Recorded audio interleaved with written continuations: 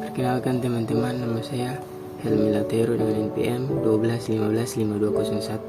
12155201230051 yang prodi Informatika Fakultas Ilmu Komputer dari Universitas Kristen Indonesia Maluku tahun 2023. Di sini saya akan membawa materi tentang faktor komputer. Yang pertama, sistem komputer secara umum.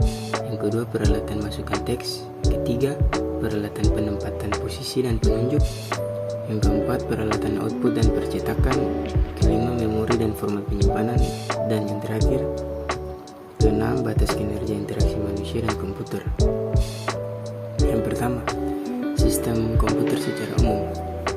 Sistem komputer secara umum itu digambarkan sebagai kumpulan perangkat-perangkat komputer yang saling berhubungan dan berinteraksi satu sama lain data sehingga dapat menghasilkan informasi yang diharapkan oleh penggunanya.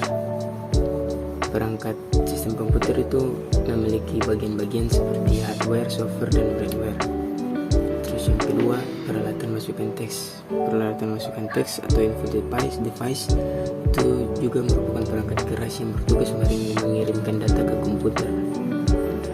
Data yang dimaksud di sini lebih kepada input masukan teks. Setiap perangkat input mengirimkan data yang berbeda-beda ke komputer. Dalam setiap komputer, perangkat input merupakan salah satu komponen sistem yang penting karena perangkat input memungkinkan pengguna dapat berinteraksi dan menambahkan informasi baru ke komputer. Ini contoh peralatan masukan teks, ada keyboard QWERTY, dan keyword ASCII. Sebenarnya ada banyak contoh peralatan masukan teks, tapi yang saya ambil ada keyboard. Terus yang berikutnya, peralatan penempatan posisi dan penunjuk. Peranti penunjuk adalah peranti masukan lebih spesifik, peranti antarmuka manusia yang memungkinkan pengguna untuk memasukkan data spesial ke komputer. Peranti ini ada dua jenis, yang berdasarkan gerakan objek dan berdasarkan sentuhan. Jadi layar sentuh juga merupakan sebuah peranti atau peralatan penempatan posisi dan penunjuk bagi suatu perangkat. Di sini contoh yang saya ambil itu adalah mouse yang paling umum saat ini digunakan. Terus yang berikutnya, peralatan output dan percetakan. Output adalah hasil proses yang dilakukan oleh sistem atau program komputer. Output yang dimaksud bisa berupa teks, gambar, suara, atau bentuk lainnya tergantung pada jenis sistem atau program yang digunakan. Di sini ada beberapa contoh output. Yang pertama, speaker, monitor, headphone, plotter, proyektor, dan printer. Terus yang berikutnya, memori format dan penyimpanan data. Memori format adalah perangkat keras hardware yang digunakan untuk menyimpan data berupa informasi atau instruksi yang bersifat sementara maupun permanen, atau bisa dibilang primary storage dan secondary storage. Memori merupakan kumpulan storage unit yang menyimpan data binary dalam bentuk bit, yaitu 1 dan 0. Setiap blok memori terdiri dari sejumlah kelas komponen. Bagian-bagian kecil itu disebut sel. Terus yang berikut, memori primer adalah jenis yang digunakan untuk menyimpan data ketika prosesor menggunakan program secara aktif. Dengan kata lain, jenis satu ini merupakan memori utama sistem operasi yang berinteraksi secara langsung dalam CPU, cache, dan auxiliary. Contoh memori primer itu seperti RAM dan ROM.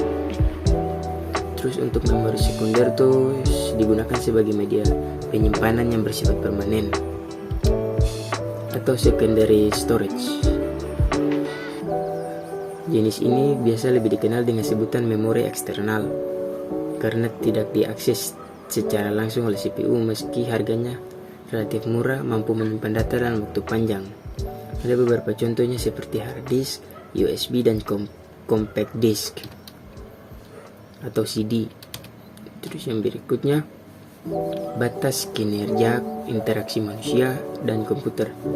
Batas kinerja interaksi manusia dan komputer adalah sebagai berikut.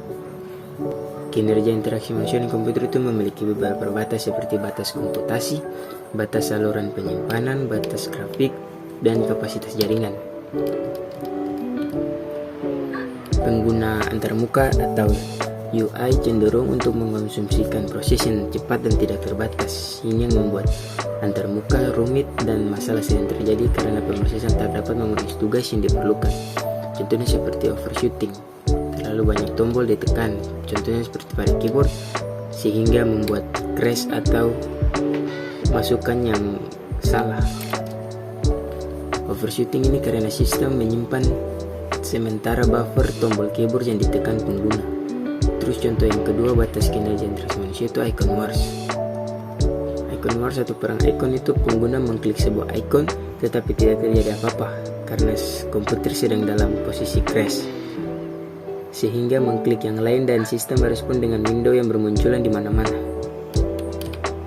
Oke, itu merupakan materi yang bisa saya bawa. Ini merupakan referensi yang saya ambil dari internet.